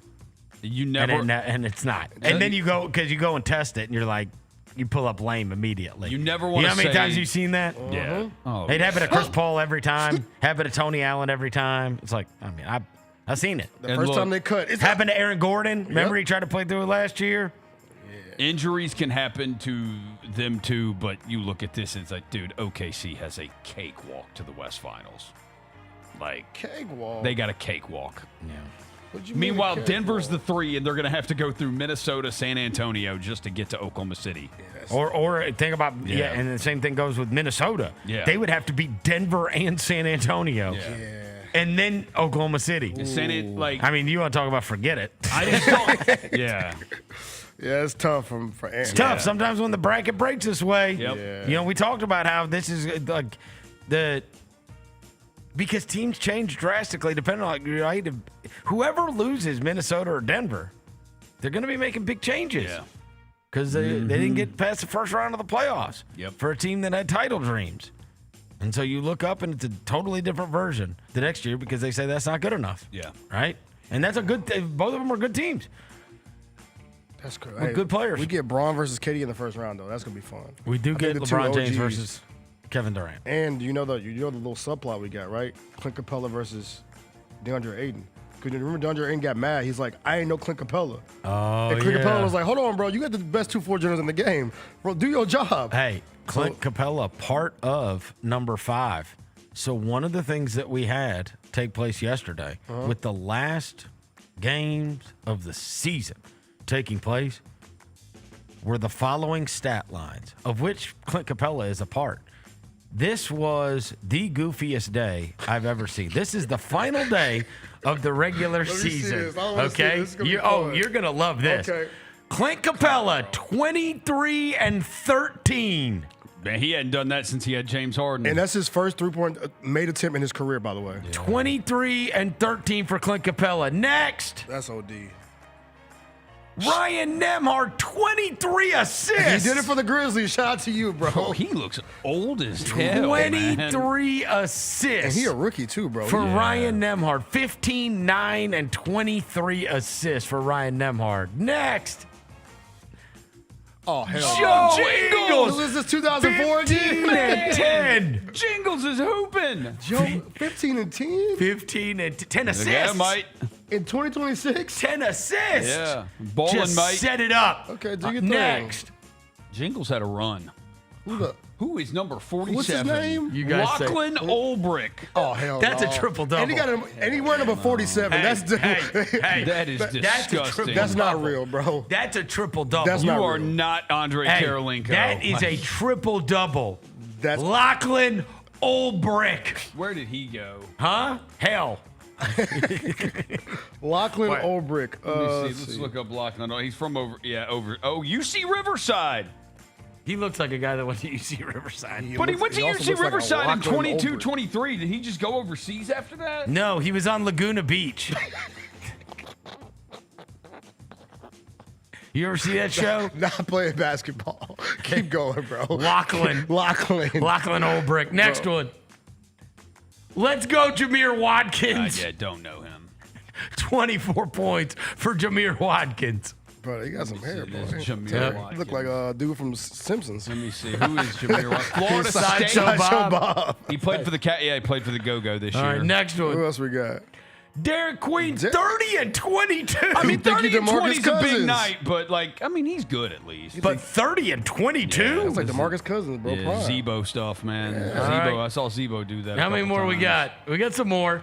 Oh, yeah, shout Jamare out. Bouye, 27 and 9 assists. Come on, bro. Yeah, No, he's hey, been good for Phoenix. Yeah, I'm not letting you do that. He's a bucket. No, he's good. I watched this Okay, dude in the he G a League. I problem? watched No, this him guy. multiple times in the G League. That dude could score. No, these two Yeah. young ones for Phoenix, him and Rasheer Fleming, both mega impressive. yeah, he's a scorer. Brandon Carlson, Bro, that's not a real person, bro. 26 and 10. That's not a real person. Yes, it is. Bro, you could show this thing to somebody Yes, in it like is. 5 years. It would not make That sense. is a bro. real person. He's a two-way guy. This is central, Next bro. one. Who? Oh, John Poulikitis. Poulikitis. He's a bucket. He's a bucket. He can hoop. 28. He shot the ball 16 times from Trey. Hey, that is all he can do is shoot threes. My man can shoot threes, though. Bro, this is real life. Poulikitis. Dude, this is all in the last day. Keep going. Cormac Ryan. Yeah, North Stand Carolina up. kid. North Carolina kid. 22 points, 10 rebounds for Cormac. He also- He gave us buckets. He What's the also opposite of can ethical shoot. hoops, bro. Next one. Baylor Shireman. Okay, he cold. 37 and 7. Yeah, he's he a cold. yeah. He yeah. The But black that is- shirt is. You saw him Wednesday night against the Knicks, man. He was like 6 or 7 from but three. look at that stat line. That's Yeah. like prime, like James Harden. It really is, like James Harden. Oscar Sheboy. Bro, Shout out Oscar Sheboy. 29 and 17. Old head, Buck. Old head. Al Jefferson. Yeah. Who the hell is Peyton Peyton Sanford. Sanford? Get this Hoosiers looking 23 dude. points. Hey man, Peyton Sanford. I saw Peyton Sanford a couple times. Of course you did. His brother had the game-winning assist in the Nebraska Vandy Tariq game. Whitehead. All right, you want to play this game? Jalen, screenshot this. and No. Show us this same photo in about That's not 6 months. that looks like Darrell Arthur. No, that's Tariq Whitehead, who had 26 points for the Grizzlies. Also, that jersey looks like it's AI. Musa Cisse! Let's go. Musa had 17 He ain't points. done that since he played at Los Angeles. 17 points and 20 rebounds. Hey, Bro, what is this? Did Penny get the most out of Musa Cisse? He did, bro. no, I think he the for sure didn't. No, No, he I think the didn't. Mavericks and Jason Kidd are getting the most out of Musa Cisse. I know. Ron Harper Jr. I know him. 27, 7, and 5. He's I hate like- the black accessories with those jerseys, by the way. All right, next. Who else we got? Okay, Naquan Tomlin. GTG. Memphis, stand up. Yeah, with that big headband. Shout out to We you. had Naquan Tomlin and Musa Cisse. Did. This is former Tigers. And Jeremiah Fierce, 36, 10, and 5. God, Lee. He had What a a 40 night. ball, too, last week. All right, any more? I think we're to the end. Johan- Johan Berenger. Johan Johan the French guy. Behringer. Yeah. I loved him at Summer League. Yeah, he could end up being something. No. When they get rid of Rudy, he'll take his spot. Yeah, Bro, you never if know. you with French these big guys are and good. they also drafted the Rocco Zakarsky guy, like the 7'5" Australian. Hey, do you know one of the things that's kind of crazy though about all those names? And we were goofing about the Tariq Whitehead. Obviously played for the Grizzlies and had the 26 points. Yeah. Do you want to know something crazy that happened this weekend? I was watching this. I mentioned to you a couple of weeks ago that there was a rumor going around that maybe some of the elite Memphis high school kids could end up at Mount Verde. And when I brought that up to William, my son, he was like, that's the place that had the Cade team, the team they call the greatest high school basketball team ever. It was like Cade Cunningham, Scotty Barnes, and whatever, right? On that Derek team. Whitehead was on that team. He was on that. I went and looked up the roster, and Derek Whitehead was on that team. Yep. Man. They were loaded. Bro, they had an NBA team, bro. Loaded. They were ridiculous, bro. Yeah, because there was like an argument about them and 2016 Chino Hills. That's the that one. had all the Ball brothers and Aneka Okongwu. And so they were asking all these guys that played back then. They're like, no, that Mount Verde team would smoke that. Like, that Mount Verde team is well regarded. But yeah, when I went and pulled their roster and pulled it up, and I was like, I'll be damned. Derek Whitehead was on that team. Let me try to find. I'm trying to find that full roster. 2020. It's 2020 Mount Verde. Yeah, there you go. See, 2020 Mount Verde team. Because they had a stag team, boy. Well, Cade and Scotty Barnes. They had Cade Cunningham, Scotty Barnes, Moses Moody, Dayron Sharp, Derek Whitehead, Ryan Nembhard, Caleb Houston. Yeah, dude. A lot of pros, bro. They went 25-0, and they won. Average margin of victory was 39 points. Jeez. So yeah, loaded. Yeah, but he was on that team. Yeah, Tariq Whitehead was on that team, the Mount Verde team, which is well regarded as the best high school. Cade Cunningham and Scotty Barnes on the same team. Can you believe that? Like in high school? Like, imagine the size. How are you supposed to get the ball? You know what I mean? And then Dayron Sharp. And what's so wild is he's like, you go back and look at that team, and Cunningham went to Oklahoma State, and Scotty Barnes went to Florida State. Right. Yeah. It's not like they went to Carolina and Kansas. Yeah. Kind of wild. Yeah. Right? Damn, my Verde team. God. Who's the coach there, bro? I don't know. Jeez. Anyway, all right, let's take a quick break. We'll come back and do the last five on the other side. Chris Vernon Show. In the Tennessee Army National Guard, you can start a career in exciting fields, including science, communications, engineering, and medicine, all while earning money for your education. This training will boost your eligibility for a high-paying and rewarding profession. And you can get it all while serving part-time in your community. The Tennessee Army National Guard can pay for up to 100% of your college tuition. To learn more, visit nationalguard.com/T-N. Kroger shoppers and Grizz fans. One exclusive last-minute discounted ticket deals texted straight to you. Sign up with the new Kroger Buzzer Beater deal. Fans can sign up by texting Grizz to 636-479 or visit your local Kroger store in the Delta Division and scan the QR code. By signing up, you agree to receive recurring automated promotional and personalized marketing text messages from the Memphis Grizzlies. Consent is not a condition of any purchase. Message frequency varies. Message and data rates may apply. When the arena lights dim for a concert or when the crowd becomes one at a big game, you can almost feel like you're the biggest fan. But who's your biggest fan? It's the person who will get you home safely after a night of drinking. It's a person who looks out for your life to make sure you leave the stadium with someone sober. This could be a designated driver or someone who offers to give you a ride share. Because in Tennessee, fans don't let other fans drive drunk. Brought to you by the Tennessee Highway Safety Office, a division of the Tennessee Department of Safety and Homeland Security. Junior Grizzlies summer camps presented by Ortho South are the key to a slam dunk summer with over a dozen 4-day camps perfect for hoopers ages 6 to 14 looking to build fundamental skills and make unforgettable memories. With camps across the Mid-South in Tennessee, Mississippi, and Arkansas, you won't have to go far for the ultimate hoops experience this summer. Registration comes with a Junior Grizzlies jersey, lunchbox, and a basketball to take home. Don't wait, space is limited. Visit grizzlies.com/Junior Grizzlies today to secure a spot for a fun-filled summer. That's grizzlies.com/Junior Grizzlies. With living in luxury at Southland Casino Hotel, the good life is closer than you think. Members get one entry with every 100 points earned playing on their Lucky North Rewards card, plus one free entry daily. Win free play at our hourly drawings, and don't miss our Saturday grand prize drawings in March. You could win a home theater package, premium massage chair, an outdoor jacuzzi, and $250,000 cash. Luxurious prizes await at Southland Casino Hotel. Must be 21 or older. Play responsibly. For help quitting, call 800-522-4700. The heaviest metal credit card of all time. Rumored to be one of only 18 in existence. Plated with the very same tungsten that forged the International Space Station. And wielded at business dinners like a samurai sword. It's a classic corporate power move. But the real power move? Having end-to-end visibility on your most critical shipments. FedEx, the new power move. The Grizzlies are proud to team up with Prime Global Group, a company on a mission to redefine real estate investment. By leveraging deep experience, strategic insight, and robust resources, Prime Global Group is shaping a smarter, socially responsible future. Whether you're an investor or simply curious, now's the time to explore innovative strategies that align with your values. Join the movement and discover how you can be a part of this exciting evolution. Visit primeglobalgroup.net to learn more and connect with the team today. That's primeglobalgroup.net. 25 years of history. Going back to where it all started.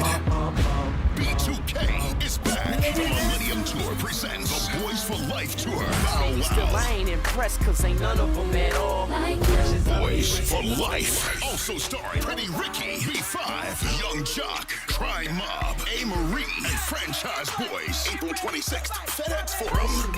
Tickets available at Ticketmaster. Presented by the Black Promoters Collective. Orthopedic injuries can be unpredictable, unforeseen, and unscheduled, and Ortho South understands this better than anyone. Since your injuries don't make appointments, you don't need to either. That's because Ortho South welcomes walk-ins during the weekdays, in the evenings, and even on Saturdays. So next time an unforeseen injury makes an unscheduled appearance in your life, visit orthosouth.org to find your nearest urgent care location. Just walk in, and Ortho South will take care of everything, especially you. Learn more at orthosouth.org. That's orthosouth at orthosouth.org.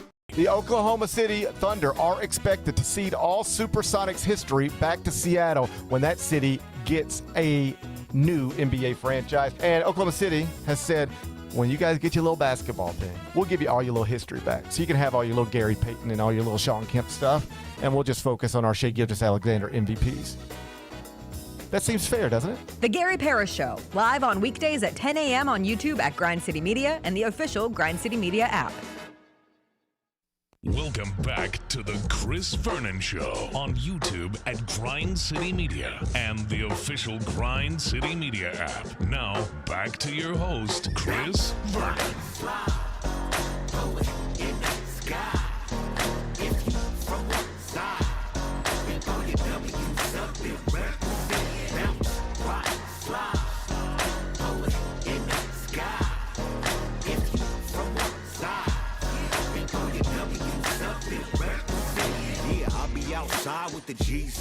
All right, we're back. Chris Vernon Show.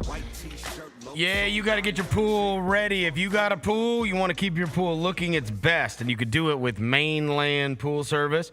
They believe in proactive care, diving deep into excellence to ensure your oasis stays pristine. These guys are great at what they do. When I first got the house, I knew nothing about dealing with pool. And the first pool guy I had, I was like, this guy is impossible. Luckily, one of our longtime listeners had started a pool company, Hunter Bobo, and him and his crew have been great for me, and I bet they'll be great for you too. Experience top-notch service. If you got a pool, don't be a fool. Get a pool. You see that, DJ Khaled? Don't be a fool. Get a pool. 901-486-6652. 901-486-6652. You want to get that thing? It's getting hot outside. You want to get that thing looking good. If you need any help with your pool stuff, get a hold of my guys at Mainland Pool. Don't be a fool. Get a pool. All right, let's knock out the last spot. DJ Khaled. We the best. Number 6. What'd you watch? Hey, he had Lil Baby rapping again. Huh? Yeah, he did. That song's all right.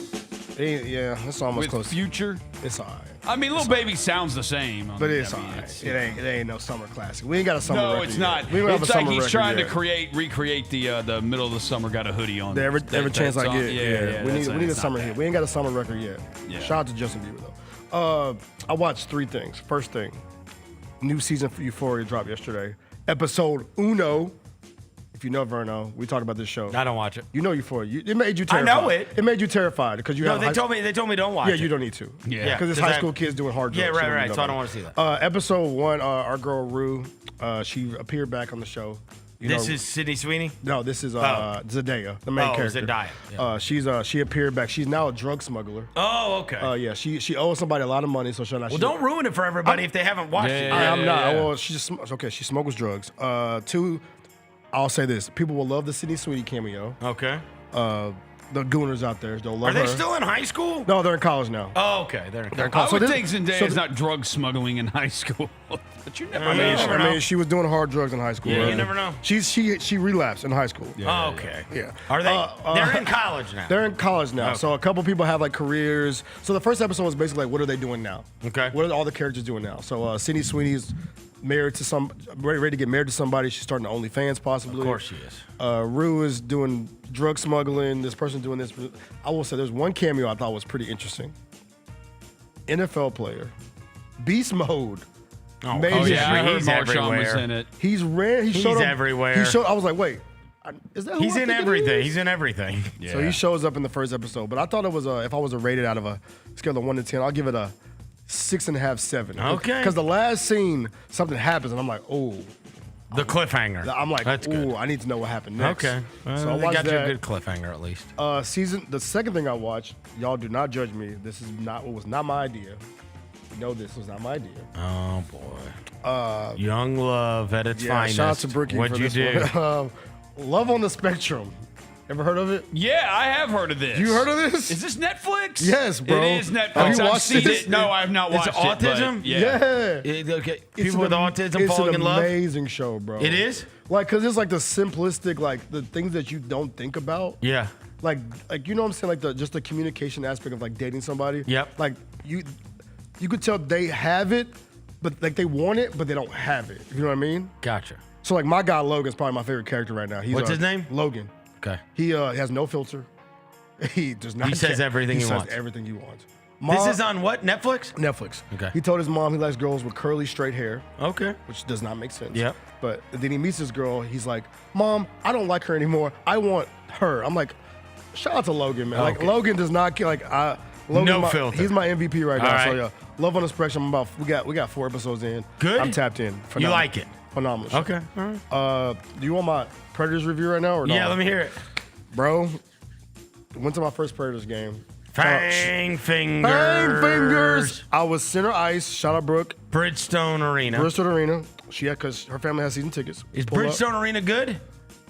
It's all right. It ain't. That's What's this guy doing? Prexican is his name. What's his name? Prexican. Predzikin? A Mexican Predators fan. Oh, okay. So that's where I was center ice the whole game. I will say, bro, the interaction between the fans and like the chants and stuff is what I love so much. Yeah. Like the Minnesota Wild is one of the best teams. They got scored on, and the fans were like dun dun dun dun.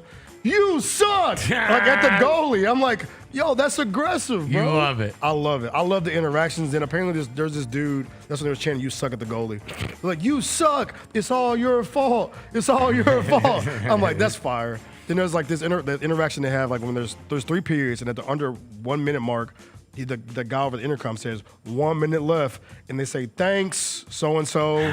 So I just love like the interaction between the There's crowd, a bunch of bits. the crowd, and like the in arena stuff. I thought that was pretty cool, and they won the game. Is the arena nice? Yeah, I mean it's all right. It's fine. It ain't like Bridgestone is all right. It's okay. It's all right. But I am now a Preds fan. You Fang are. Fingers. I'm locked in. You liked it. Uniforms are I Yeah. usually buy a jersey. Yeah. Uniforms, I wasn't really feeling them, but Are they playoffs? they are a fringe playoff team. They're a wild card? They're fighting for the last life right wild now. card? Yeah, they're fighting for the life. So Yeah. they beat the Wild. So that was a must win. must win, and they got the Gotcha. dub. Now, you're a hockey guy, bro. Yeah. I want to ask you this: is it always like? Because I've never been to a hockey game. I'm trying to like follow the puck. Yeah. Is it always like super intense, bro? Yes. They're the best. Like Games are the best. Like live hockey is the best. I'm like locked in now, it's bro. at so this point. fun. It's so fun to go to games. Like every moment is like, Yes. It's like oh. Yes. Like, and I'm sitting next to like people who are like season ticket holders. Like they got personalized jerseys. Yeah. And they're like every moment they're locked in, bro. It's great. She's like, and the guy next to her, he's like spitting like, that was a terrible shot, bad skate. What are we doing? I'm like, I don't know what's happening. You but loved it. I loved it. You loved I love it. Yeah. I am now a hockey fan. Anytime I can go to a hockey game, I am going to it because, yeah, They're super fun. super fun. Roger, you got anything? Minor league hockey's coming back. Is it gonna be like this? Mid-South hockey. Mid-South hockey. Is it gonna be like the Predators? They'll fight more. The black no, they won't be. t-shirt? They Oh won't, yeah, that shit. the I'll players wear that. won't I be gotta as wear that. good, but they will fight more. All right, what do you got? The Preds are in the playoff race. I watched the Pit episode 14, season 2, episode 14. Great show. And I have a Rosa recommends for you. Oh, this is not a TV show. This is not a TV show. Okay. This is cards. Yesterday, the fiance had her bridesmaids over to like sample wine, and I said, "Okay, well, I'm not staying here. Yeah, you got to get out of there." Yeah, that's a danger zone, bro. I go to the card store. I go to Nash Cards. Of course you do. They got 2 big TVs Where set else up. would you go? The Right. bar? It's my bar. It's my new bar. Yeah. By the way, can be way more expensive than the bar. Yes.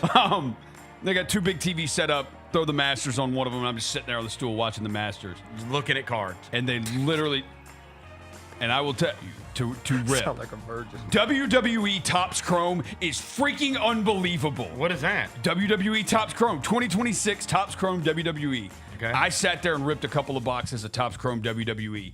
And You bought them? Yeah, bought them. How much? The hobby boxes are like $400 a piece. God damn. Yeah. What money bag Rosa? Yeah. We've got a wedding coming up here. yeah, Freaking spending $400 on wrestling Well, cards? she shouldn't have the bridesmaids over. Wait, you spent $400 on WWE cards? I blame her, not me. Another one of the employees there, he bought 2 other hobby boxes for himself too, and he ripped. So and what'd you get? I got a Shawn Michaels autograph out of 25, a redemption okay, for a that's Shawn fire. Michaels out of 25, and Alexa Bliss gold refractor autograph out of 50. Whoa. Yeah. That's fire. I got a case hit of Shawn Michaels. So you paid for this? Yeah. You're gonna end up- And it is freaking awesome. It's It is. awesome. It's awesome. Every time I've like ripped basketball cards anytime recently, it You don't just get anything. sucks. WWE Topps Chrome. You get Topps, something. This since you took over the licensing of basketball and you started putting out WWE Topps. This is the best stuff they've put out. Wow. Topps Chrome I WWE. love when you say like It is- rips. Like it makes and- it's like yeah, I ripped and some cards. It is like the this. last year, obviously, for Hulk Hogan to have autographs. Hulk Hogan has autographs. So today. that's the chase. No, there's a bunch of no. The debut patches are the chase. They've got debut patches in them. So like a couple of the really young stars. Who's the Stephanie? Fakir.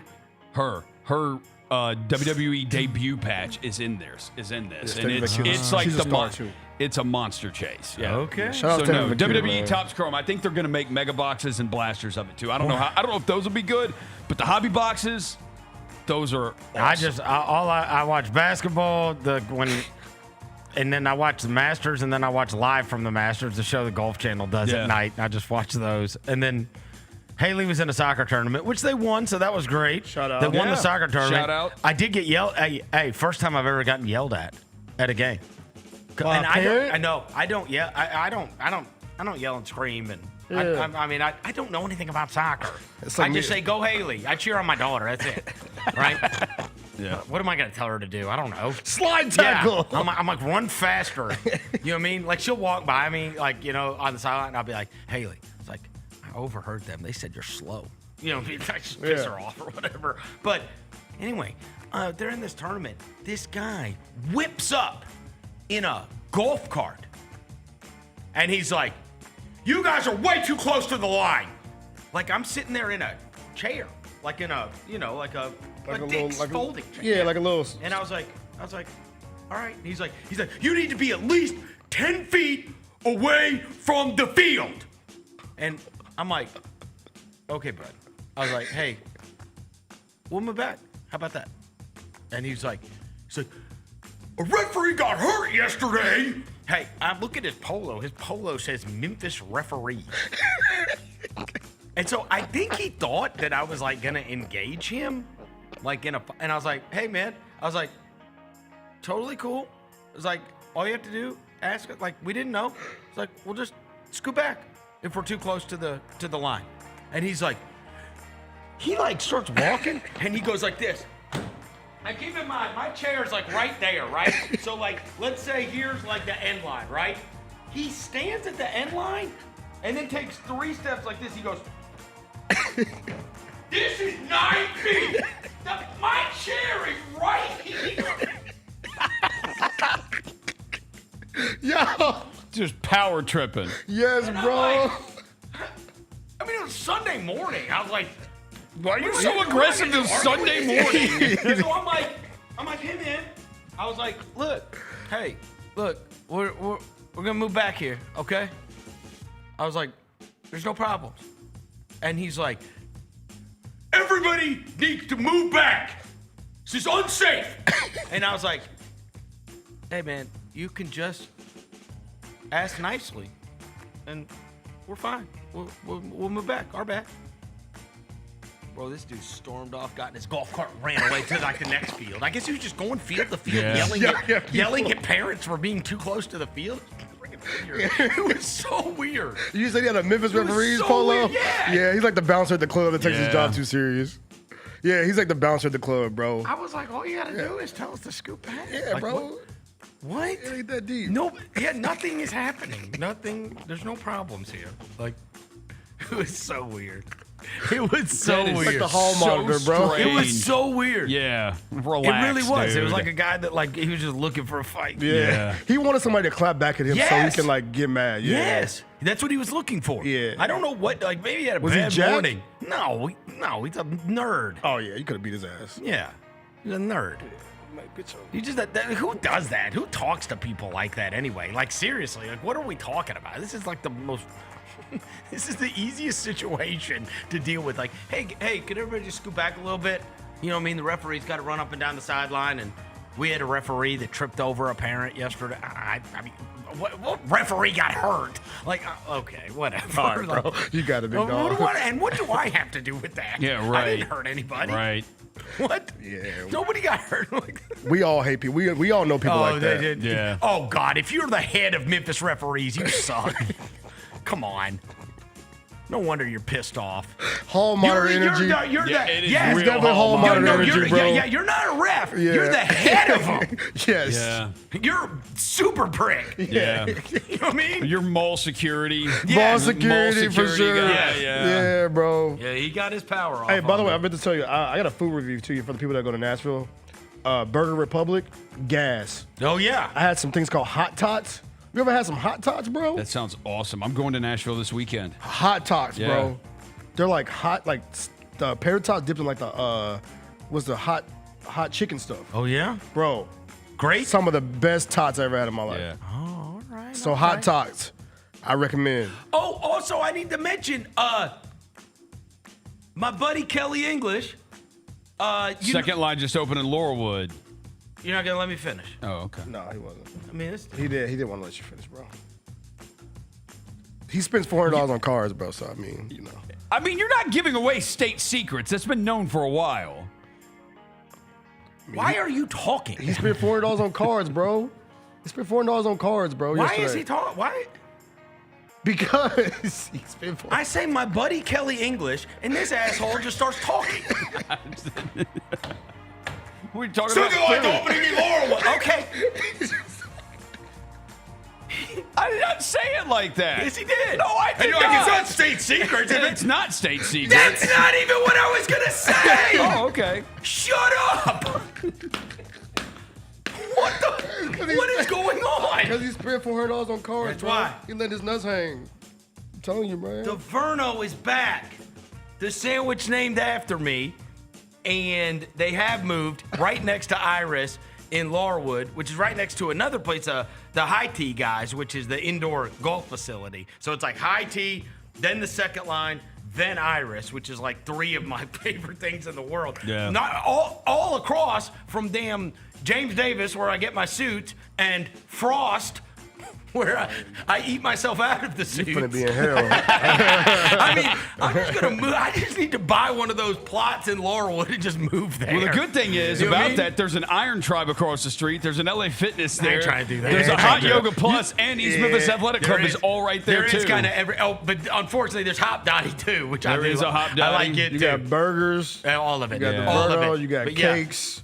Yeah. But the Verno's back on the menu at second line, which, according to Roser, opened in Laurelwood. Yeah. And I'm gonna holler. It's just been open. He texted me on Friday, and he was like, "Yo, love the Masters updates. We just opened they just opened. Yeah. Like they don't even have all their stuff in there yet. I don't think they got their beer license. They don't have their liquor license yet, but they've opened. Like they've gone ahead and soft opened. But he was like, get by here for a Postmasters, blah, blah, blah. And he was like, the Verno's on the menu, yada, yada. And I said, this is what I told him. I said, I'm leaving work. I got to go pick Haley up from lacrosse. And then we're leaving lacrosse and we're going back home. And I got to get some food for her. So she wants Subway. So we're going to stop at Subway. Then we're going to go home. Then she's going to change into her soccer outfit. And then we're going straight to soccer after that. I said, I would love to tell you that the Masters updates have led me to a more glamorous lifestyle, but that is not so. I don't even have time to come to your restaurant. When am I going to come? And he's like, I totally understand. So I will try to get by there soon. I will.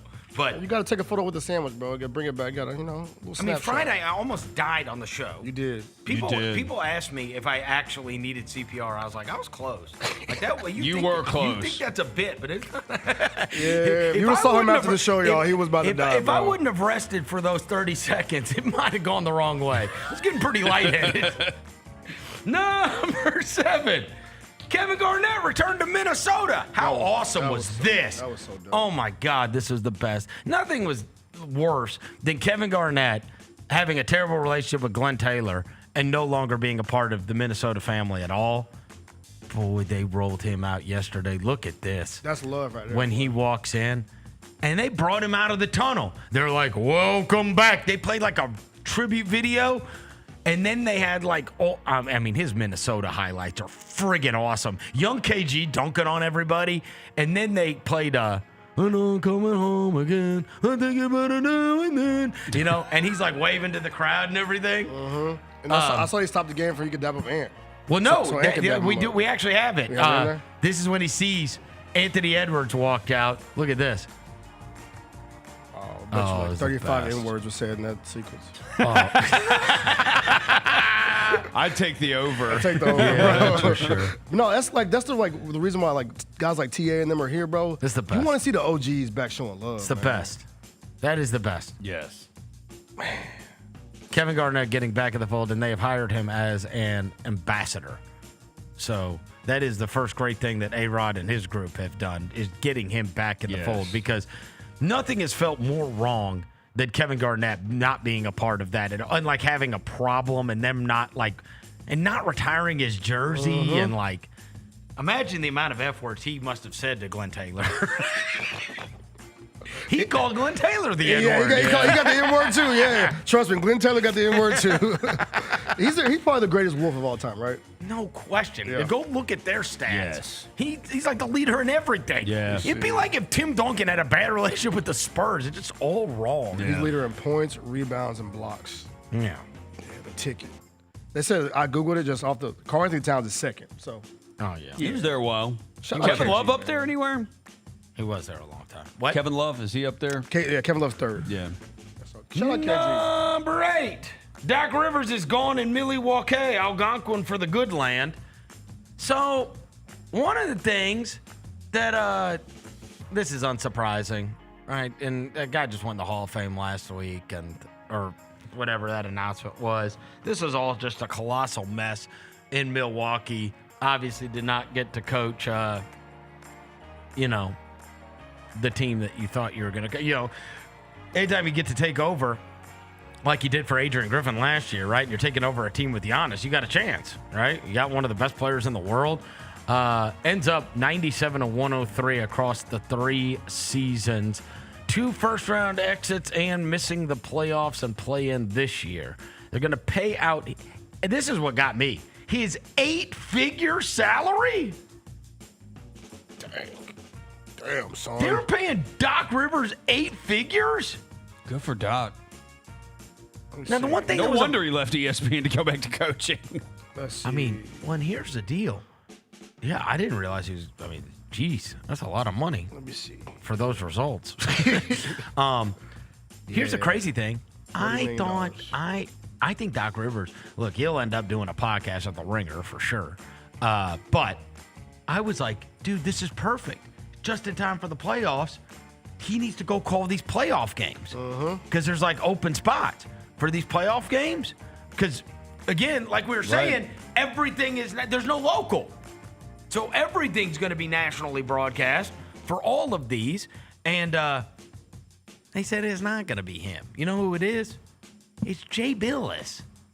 Why? I know. He's done more NBA games the He's a last college couple guy, ain't he? years. He's been doing more NBA So weird. games these last few years. Yeah, I know, but Jay Billis, I associate him with college. Absolutely. He's It reminds me of when they do the Kurt Herbstreit thing on the NFL. It's never felt right. No. Like, that's his lane. His lane is college. Yes. So it feels weird. And I'm sorry, but it would feel like, when Dick Vitale does NBA. It just doesn't feel right. Yeah. Like, Jay Billis is going to be doing it. He's going to be doing games in the NBA postseason. But I was hoping they were going to say, hey, Doc Rivers is out of Milwaukee, and he's going to immediately go start calling games because he's good. Yeah, he is. He's really good. Yeah, Especially NBC's back with, doing all the stuff. So I was hoping Doc Rivers was going to be doing it, but that's not so. Number 9. Something special is happening down the street at AutoZone Park that I want to put a spotlight on. So Blaze Jordan, at 15 years old, I told you guys I saw him, and he had that, the thing going, the video that went super viral, the next Bryce Harper, when he hit the 500-foot home run in Texas as a teenager. And then he got drafted like third overall, in the third round by the Red Sox. And then they ended up trading him. Last year, the Cardinals went and got him. He has, raked at every stop along the way. Like, he's only 23. And, for the Redbirds so far, they've played 12 games. He's had 48 at-bats so far this season. He has 17 hits, 3 doubles, 4 home runs. He's hitting .354 and slugging .667. Okay, Blaze. Keep in mind, Shohei Ohtani's slugging percentage last year was .660. Yeah. That's what Blaze Jordan is doing so far in the first 12 games of the season. It's taken. Yeah. You know what I mean? Sometimes it takes. Take some time. You never know. Because Jordan Walker, who's playing for the Cardinals, is leading the Major League Baseball in home runs. My cousin. Another guy. It's taken some time. Look at this. My cousin, he man. is now, this is it, hitters in Cardinals history with 7+ home runs in their first 15 games of a season. McGuire, Roland, Pujols, Marcell Ozuna, and now Jordan Walker, who has done it in the first 15 games of the season. So, while this is it was not expected to be some kind of great season. It's supposed to be a 90-loss season for the Cardinals. The Jordan Walker thing is awesome, but this Blaze Jordan thing, and again, Redbirds, they're on a long homestand too here, but there is something special, bro. He's raking. Yeah. He's raking. And he's a local product. Yeah. This is, I wanted to highlight it because it's a cool story. Yeah. We've been talking about Blaze Jordan since he was 14 years old. And now he's playing in Memphis and he's killing it. He's got, 4 home runs, 3 doubles, and he's hitting .354.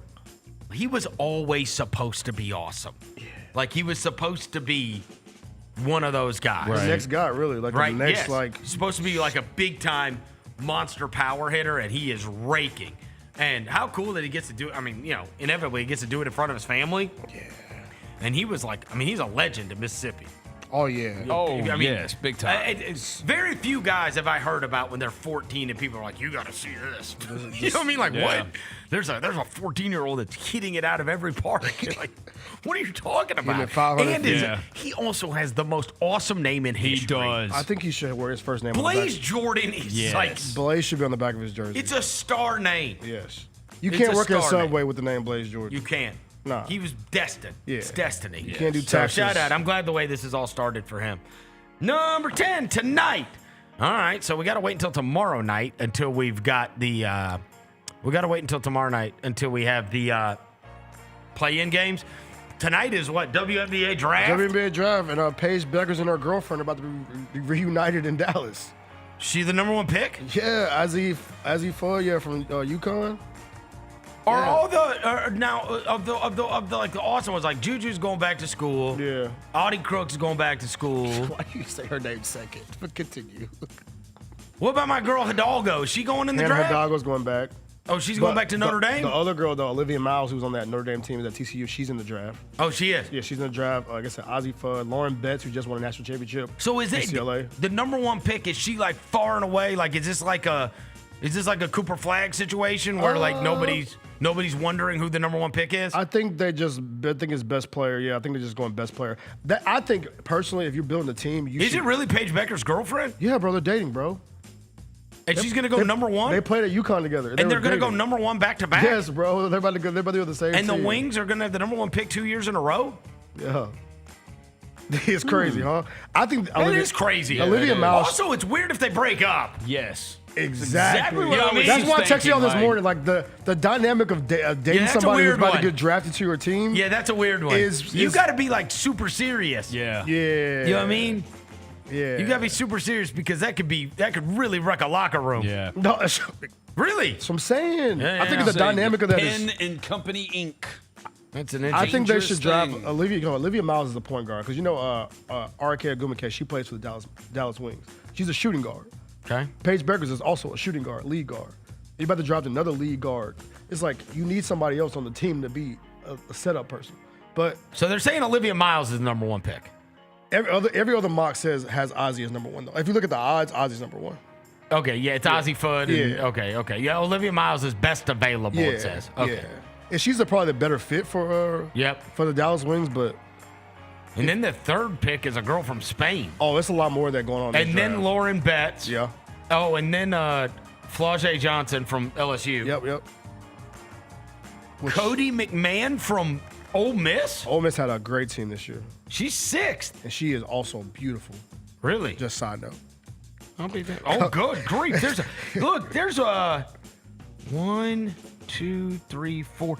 They got 4 UCLA's in the top 13. And Jaime Jaquez's sister should be in there. Oh, and then another one at 21 Yeah. and another one at 19. Wait, hold on. 1, 2, 3, 4, 5, 6. They're going to have 6 first-round picks? Bro, that team was loaded. You The think? team was loaded, bro. And this You draft, think? and to be honest, if I'm being 100 with you, this draft is not like that heavy. Like that draft, like I'm thinking in 2 years is gonna be crazy. Do they do it? I don't think I've ever watched a WNBA draft. Do they do a big to do with it, like the NBA Yeah, draft? they do a big yes. Like, are they all going to be there? They're all gonna be there. They walk the stage They and walk the. They had like a shake whole. the hand with the commissioner they all hate. Yes. I think it's weird they do it the week after the national championship. I think Don't it's so they all weird. hate their commissioner? Yeah, they do. Yeah, I think it's so weird they do it the week after the national championship. The Natty was like last week, It was. and they're already doing the draft. Well, they have to. The games are in the summer. Yeah, that's true. That's true. The games are Their about to season start. starts Yeah. in a minute. And it's maybe the women's game is still growing. It's not. It's still in its infancy. Like there's not enough prospects to have a combine. You know. Nah. Like they don't have a combine or anything. So like they go straight that. from the college game. If to- that's to right being drafted. on that best of it, if that's right, 6 first-round picks is Yeah. crazy. That is crazy. It's a light draft, so yeah, all them players about. But I'm saying on a basketball team, hell, only 5 play at a time. You got 6 first-round draft picks. What do you think the most is ever? It's got to be Kentucky, right?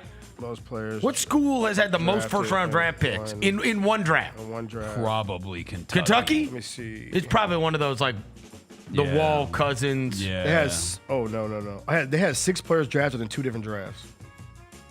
No. How many? What's the most from one team So I'm saying, in a first round? Yeah, Kentucky. and Kentucky has 6 in the draft. In the first round? I see a first. That's what I'm saying. You said one first. Just one. Yeah, first just round? first round. drafted. The most players drafted off of one team in the first round. One team in the first round. I mean, look, you just had Duke with Flagg, Knipple, Malawak, and is that all of them? Were those only 3 last year Let me see. for Duke? Okay, Kentucky had Anthony Davis, number 1, Michael Kidd Gilchrist, number 2, Terrence Jones, number 18, and Marcus Teague, number 29. So that's 4. Kentucky, 2010, Kentucky had 5 in the first round. Yes. 2010? They had Daniel Orton go 29, Eric Bledsoe 18, Patrick Patterson went 14, DeMarcus Cousins went 5, John Wall went number 1. They So had 5? in That's 5, yeah. 2010. 5's the record? 1, 2, 3. Wow. And then in 2015, they had Cat 1, Willie Cauley-Stein 6, Trey Lyles 12th, Devin Booker 13th, and Dakari Johnson. He is second round. He's second. He's 48th. That's a lot of dudes. But for one 5 team. is the record? Yeah, 5 is the record. Jeez. There's got to be no other school that had more than 5. That is. Huh? There can't be another school that's had more than 5. You can't imagine. But No, wait, that's not. like I said, they had Flag, Knipple, and Malawak. Was there another Duke kid last year? No, I think that's. Those were all in the lottery last year. I think that's it. Last year, double check. Was there another Duke kid in the first round last year that I'm forgetting? Cedric Coward. No. McCain was the year before, right? Yeah, McCain was the year before. Yeah. So that's probably good. There wasn't another Duke. No, it's just those 3. Those Duke, 3? Sion James went 33rd. Oh, wow. Right at the beginning of the second round. And he's been good. Yeah. Yeah. Sion James has been And good. then Then Tyrese Tyrese Proctor Proctor. went late second round. Okay. So Duke had 5 in the draft. Well, keep a look Just- at maybe that UCLA team. That's crazy. Look at a whole group photo. 6 is crazy. Whole group photo in the first round. So there's 6 WNBA teams. So that's going on tonight. Then we got baseball going on tonight. And then catch up on anything else you want to watch. But It's we don't have the basketball games until tonight's tomorrow. the go home show, bro. what? WrestleMania is on Saturday. Yeah, WrestleMania Tonight's the Saturday Raw. and It is? Sunday. Exactly. It's been like a terrible lead up. I know. Yeah. WrestleMania is this Saturday? Yes, bro. Saturday, isn't it Saturday and That's Sunday? why they had Pat McAfee in the ring talking about ticket sales Oh, God. because they know people don't care right now. And they're doing the Patton Orton thing with Cody. They're doing the Jelly Roll thing. Oh, come on. Yeah, They're doing the I Show Speed thing. Shout out Jelly Roll, though. That guy is milking it for as long as he can. They're doing the probably Tom Brady thing. Like, bro, they're doing all the. Tom Brady, Logan Paul would get me riled up. That would be fun. You would tap in? No, I would like that. Yeah, Tom Brady's lost some of his aura, I think. I would like that. Yeah. If Tom Tom- Brady's around too much. Dude, if Tom Brady went out there, though, and, like, hit Logan Paul with a chair or something, I would love that. That would be great. If he sold it right, Yeah. maybe. I don't know. Yeah, tonight's the go home show though. So if you want Is to watch, anything left to be decided? I mean everything's the matches are already set. They just know. like to go out there and talk and try to sell tickets. All right. Tonight's the night where they go sell tickets. All right, I'll turn it on. All right. Let's get to it for today's show. Thanks to John Roser across the glass. Thanks to Devin Walker. Thanks to Jaylon back in the studio. Until tomorrow, we go.